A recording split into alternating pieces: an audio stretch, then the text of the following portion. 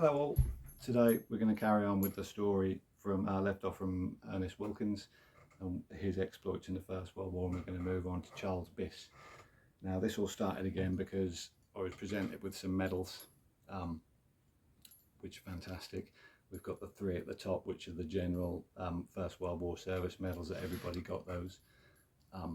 We then got this one here, which shows Gallipolis in specifically, so we know that he served in Gallipoli, picked up the medal for that. This one here is a long service medal, so this medal shows that he done at least 10 years service plus in the Royal Navy. Now, at the time when these were presented to me, there was one on the side here and I didn't know what it was. I don't recognise it, I've never seen it before. Well, it turns out this is actually a DSM. It's a Distinguished Service Medal, which is one of the big big five, beg your pardon. So we're talking about medals that are up in the rank of the Victoria Cross, the Distinguished Conduct Medal, the Military Medal. So basically, if you've received this, you've done something extraordinary. It's been reported and you've been recommended to receive the medal. Now, looking even closer, when I saw it and found out what it was, not only has he got the medal, he's got a clasp attached to it as well, which means he went and won it again. So he won it twice. So I spoke to my friend Rory, who done the last research for me, and he looked into Charles Biss, and thankfully all his records have survived. So we found out exactly what he done to get these medals, where he served, etc. So we'll start off at the beginning. So Charles was born in Frome in Somerset, 30th of September 1879. His parents were Charles and Sarah Robbins. Now, Rory struggled a bit here because obviously we've got the Charles Biss that we're talking about. His father's name is Charles Biss, and just to complicate things, his grandfather's name is also Charles Biss, and to complicate things even further, they all served in the Royal Navy. So with dates 20 years apart, it was quite tricky for him to pin it all together, but he's managed it. Charles was baptised on May the 7th, 1882 in Holy Trinity Church in Frome. On the baptism record, his father, Charles, is listed as late, assumed dead. He was a cabinet maker at the time and only 34 when he died. Now this answers a few questions, or maybe creates a few questions as well. So we know he was a Navy man, so he's come out of the Navy at some point and he's retrained, presumably retrained as a cabinet maker, or he may have been in the Navy as a carpenter. And he's come out, he's working as a cabinet maker.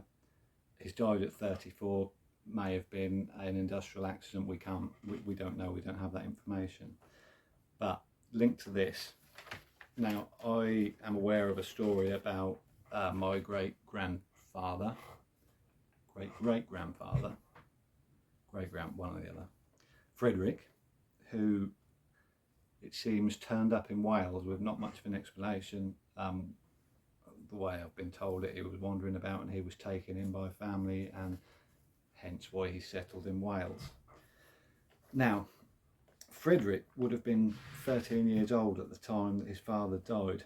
He had an older sister called Maria, who I don't know anything about, I've not been able to find anything about. She was 16 at the time, along with Charles, who would have been 3 when his father died. So there's a reason that the family has split up around that time. Now obviously they've just lost the father. It's possible that in order to claim poor relief and get help from the parish, she would have been better off with just the 3-year-old. Now, like I say, Frederick would have been 13. Well, they would have started work at 14 anyway back then. So it's possible that he has looked for work. He's clearly not a Navy man. We know he's linked to coal mining or mining. So there was a thriving tin mining industry in that area, which was just about wrapping up at that time. So perhaps he's thought, well, I'm gonna bugger off to Wales, try my luck, see how I get on, and it's paid off for him, isn't it? Maria, we don't know what's happened to Maria. Another explanation may have been that that Charles's mother wanted to remarry, but perhaps couldn't find anyone that would take her and 3 kids on. Or she may have just had to take a very hard decision to split the family up because she couldn't cope. We'll never know for sure, but I think one of those explanations would possibly be right. So Charles joined the Royal Navy in 1895, aged 16. He's described as 5'9", brown haired, brown eyes and a ruddy complexion. He first served aboard HMS Impregnable as a boy 2nd class. In the early years of his naval career, he served on numerous vessels including HMS Hibernia, Victorious, Orion and the Prince George, but in particular and on numerous occasions on HMS Cambridge and Vivid. Now Vivid was a training ship for able seamen and telegraphists based in Devonport. The 1901 census shows that he was in Lazaretto Creek in Malta with the Royal Navy aboard HMS Orwell, and he would have been aged 19 at the time. During the First World War, Charles spent a few years aboard HMS Dartmouth. She was a Weymouth first-class cruiser, laid down in 1910 and completed in 1911. She spent most of her war in the Adriatic at her base in Brindisi. She was used to blockade the German warship Königsberg in the Indian Ocean in September 1914. Charles would have been involved in that. She then became part of the fleet that would assist in the landings at Gallipoli in April 1915. Now, Gallipoli is important.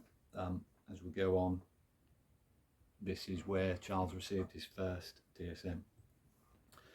On the 28th of December 1915, she was involved in the Battle of Duruzzo off the coast of Albania. Again, Charles would have been on board at this time. On the 12th of May 1916, he was awarded the DSM in recognition of services rendered by petty officers and men of the Eastern Mediterranean Squadron between the time of landing in the Gallipoli Peninsula in April 1915 and the evacuation in December 1915 to January 1916.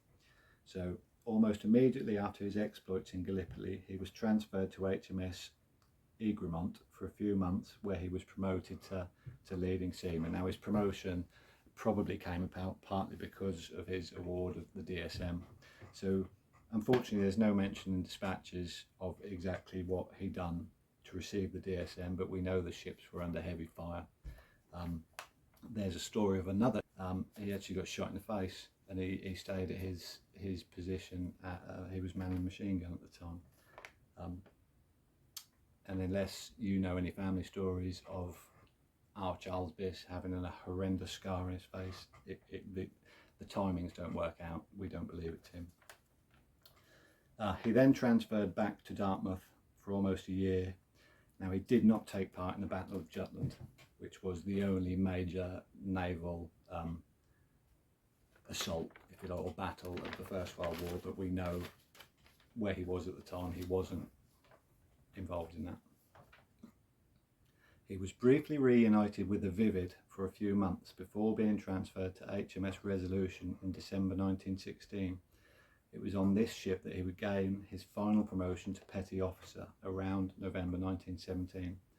Perhaps most notably, he was transferred to HMS Hindustan on the 23rd of February 1918 in preparation for the raid of Zeebrugge. Now, the raid of Zeebrugge is an important part of the story. The raid on Zeebrugge was one of the most audacious of the whole war, and it's remembered for its supreme acts of bravery and courage that resulted in the awarding of 8 Victoria Crosses. The raid happened as a result of the damage that German submarines had had on military and merchant shipping. In 1917, there was a real fear that Britain could be starved out with the war. Bruges, Zeebrugge and Ostend, and more specifically, the submarines that operated from here were responsible for over a third of the Allied shipping losses. The raid itself took place on St George's Day 1918, involving 1,700 men. It lasted about an hour and cost 600 Allied casualties. The key objective of the raid was to stop the Flanders flotilla of submarines entering the Dover Strait and harassing our ships. It was undoubtedly a very daring raid. The men who took part in it were very special, in that they were all volunteers.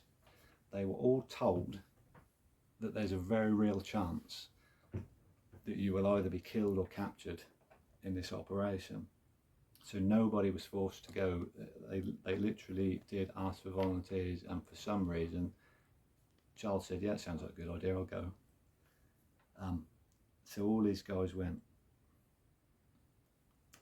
The plan was to block the entrance to the harbour, but to do this they had to carry out the most dangerous assault on the mole, a mile-long seawall jutting out into the sea containing the defence battery and machine guns. So this is where all the crazy guys would have jumped off the ship, and they jumped onto the mole and they ran up screaming and shooting at people and throwing hand grenades and things. But you'd have to be absolutely nuts to want to do that part of it. But it turns out Charles wanted to do that part of it, so off he went. The capture and destruction of the mole was allotted to 200 men of the Royal Navy and particularly of the Royal Marines. Now, Petty Officer Biss was one of the volunteers allotted to what was called the Seamen's Storming Party. So he was one of the first guys onto the mole. He was in Company C. The Company C were brought to the mole aboard HMS Iris, Charles's company, equipped with Winchester carbines. They were tasked with the demolition of the mole. So getting onto the mole had been made more difficult as many of the wooden brows had been destroyed by enemy fire, and one of the ships had berthed on the wrong side. As Iris tried to berth, a large shell fell on the gangway, killing 56 men before they even stepped foot onto the mole. Another shell tore through the sick bay, killing another 30. Now this is before they've even got to the mole. Charles's company was led by Lieutenant Cecil Dickinson. The operation on the mole lasted 45 minutes and left hundreds dead.